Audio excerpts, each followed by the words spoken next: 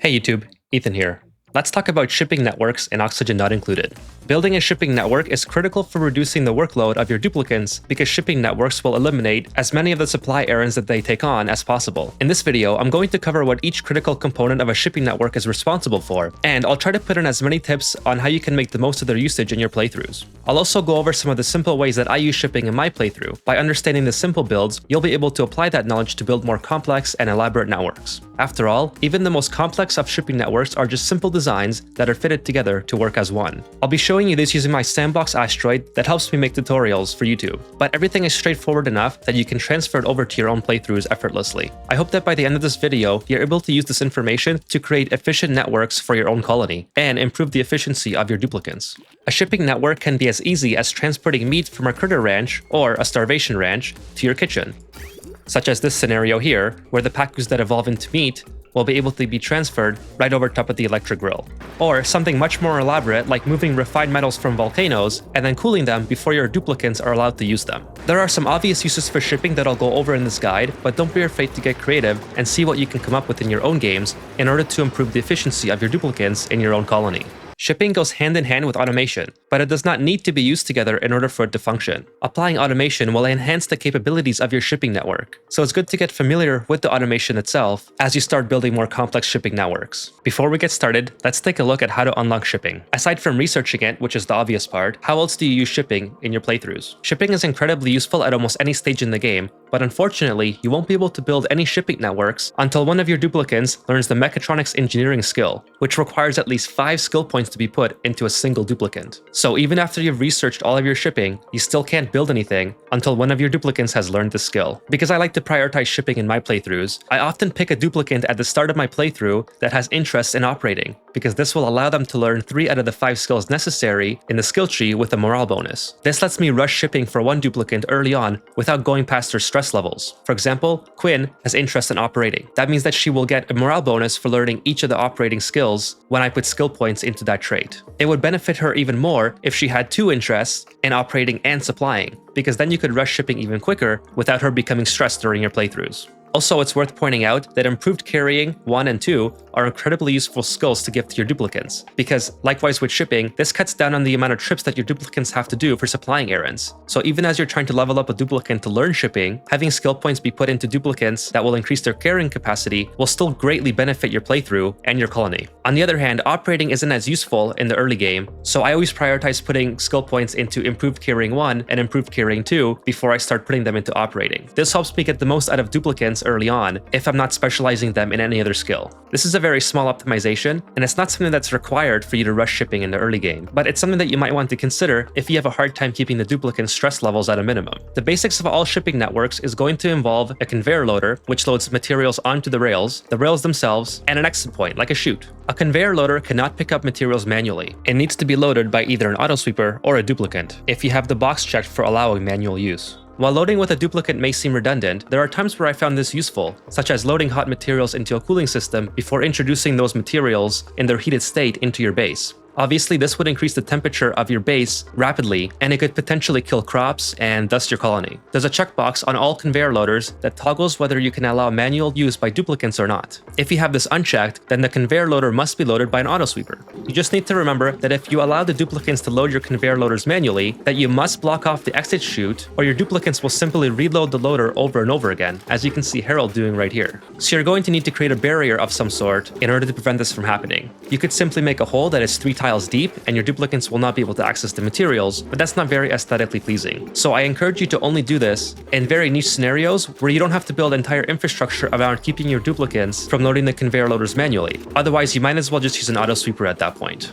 You can think of the autosweeper as something that basically functions as a duplicant that can cover a 9-tile range. If this is not enough, you can simply make use of more than one autosweeper in order to cover more of a range than one would have access to. Or you can make use of something like the Sweepy Dock to collect materials across the floor and deliver it to a dock where an auto sweeper has access to it. For example, you can use this scenario if you have an arbor tree farm, where you're trying to collect wood that are dropped by arbor trees. As long as the Sweepy Dock has access to all the arbor trees that you're trying to collect the wood from, it will deliver it back to its dock, where the auto sweeper can then collect it and then send it into the conveyor loader. This arbor tree farm is dead because I used it for a previous tutorial and I've since stopped feeding it. An auto sweeper's more critical role comes inside very hot areas like volcanoes. They can load the very hot metals that the volcanoes expel, which can then be cooled and used safely within your base. Just be sure to build the auto sweepers inside of volcanoes of steel, or they're going to melt very quickly. An auto sweeper can also be manipulated to not pick up certain locations by blocking its vision, which is as easy as placing down a tile or two, such as this pacu farm. This pacu farm has 2 glass tiles that prevent the main auto sweeper in this farm from collecting eggs that drop out of this top chute. This is necessary for keeping the farm at the desired population, and I talk more about this farm in my dedicated pacu video, so go check that out if you want information on how to build your own pacu farm. I placed a couple of auto sweepers inside of this enclosure and used some popular materials to test which of them block the vision of the auto sweeper and which of them do not. The auto sweeper on the left has its vision blocked by the window tile. This very specific location that I'm blocking of this conveyor loader prevents the auto sweeper from loading materials onto it. And just for reference, this is the outlet of the conveyor loader. So we can test this out very easily. I dropped a piece of sandstone, and the window tile is preventing the auto sweeper from picking up the sandstone and loading it into the conveyor belt. However, if I move this window tile one spot over, and then delete the initial window tile that was blocking it, the auto sweeper will pick up the sandstone and load it into the conveyor loader. It's really that easy to manipulate the auto sweeper. Some of the reasons you might want to use this is to prevent the auto sweeper from doing exactly what it's doing now, and that's reloading the material that it just dropped back into the conveyor loader. This is something that would occur in the pacu farm if I don't block the main auto sweeper from having access to the top chute location. On the other hand, this auto sweeper to the right has its vision blocked by the plastic tile, but the vision does not get blocked by pneumatic doors. So as soon as I turn this auto sweeper on and the RoboMiner finishes mining out the granite, it's going to be able to pick up the granite and load the conveyor loader through the pneumatic door. One last note about the auto sweepers is that I highly recommend installing the mod called Show Building Ranges that will benefit using the auto sweeper, because it will show the entire range that the auto sweeper has access to when you click on it or before you build it. This is incredibly effective at troubleshooting if something is not working correctly. For example, you might have this chute dropping materials that are just outside of its range, and this mod will help you see that even before you build the auto sweeper. So it's very helpful for troubleshooting or identifying problems within your shipping network. And of course, it also works for the RoboMiner. The shipping rails are simple enough, but they can have some very interesting uses that you may want to take note of. For starters, they can be used to heat or cool materials that they are carrying, such as this volcano, where the auto sweeper will pick up the aluminum from the volcano. The aluminum will travel along the steam room of the volcano, which will help dissipate some of the heat that the iron is carrying, and then it will pass through this incredibly cold metal tile that will end up cooling the aluminum down to proper levels so I can use it somewhere else in my playthrough. Like any piping network, the materials on the rails have a direction of travel, so you must respect that and make sure that you do not have conflicting travel paths or your network will not work correctly. If there's something wrong with your shipping network, make sure that there is only one inlet present on the rail that the material is trying to travel on. You can see that there's an outlet, followed by an outlet, followed by an inlet, and then so on. Everywhere along this rail, there's only one path for the material to take. So if something is not working correctly, be sure to take a deep look at your shipping network and make changes where necessary. Along any of the rails, you can install the conveyor shutoff, which can turn off the flow of materials with very simple automation, such as a signal switch. But more importantly, it can allow you to sort materials along a single path as well. An example of this is like the pacu farm in the previous video that I did, but we're also going to show it off in this demonstration. The solid filter can also be used for sorting materials along a path of conveyor rails, but it uses significantly more power. The power consumed by each solid filter is 120 watts, and the power consumed by the conveyor shutoff is only 10 watts. This might not seem like much, but if you're doing a lot of sorting throughout your colony, the solid filter will use 120 watts of power for each material that passes through, regardless if it gets sorted or not. Meanwhile, the conveyor shutoff will only use 10 watts, and that is only if it's being turned on by the automation for the sorting purposes. To put this into perspective, if you have 10 sorting locations throughout your colony, that means by using the solid filter, you're going to have a constant draw of 1200 watts of power 100% of the time. Or you can have a peak 100 watts of power using the conveyor shutoff, and that's only if every shutoff is activated at the same time. You can see how much of a difference this makes when you start to scale up your colony. Another example of sorting can be stopping the flow of very hot materials if you're trying to cool them down. This is not using a conveyor shutoff. Instead, I'm using automation to turn off the conveyor chute to keep the materials on top of the metal tiles while the aqua tuner cools them down. In this scenario, I'm not allowing any material to pass through unless it is below 20 degrees Celsius, at which point the automation will send the green signal to the conveyor chute and allow the materials to drop.